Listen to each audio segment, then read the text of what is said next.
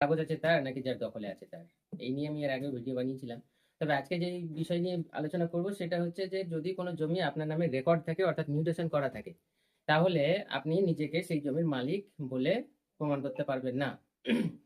কোনো জমির মালিকানা প্রমাণ করতে হলে বা কোনো জমির মালিকানা নিজেকে দাবি করতে হলে সেই জমির প্রপার দলিল আপনাকে থাকতে হবে। সেই দলিল হোক না আপনার কোনো সেল ডিড অর্থাৎ কোনো বিক্রয় দলিল কিংবা কোনো দানপত্র দলিল, এর মধ্যে যে কোনো একটা হলেও হবে, কিন্তু আপনার যে কোনো ভ্যালিড একটা দলিল থাকতে হবে, তাহলেই আপনি সেই জমির মালিকানা দাবি করতে পারবেন।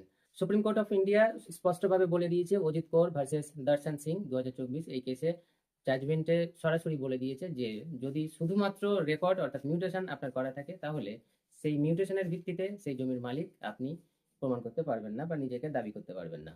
সর্বদা সতর্ক থাকুন, সুস্থ থাকুন, শুনতে থাকুন আমাকে এবং ফলো করুন advocate M H Rahman Facebook page এবং ইউটিউব চ্যানেলকে। চলুন দেখা হচ্ছে অন্য কোনো ভিডিওতে, ততক্ষণ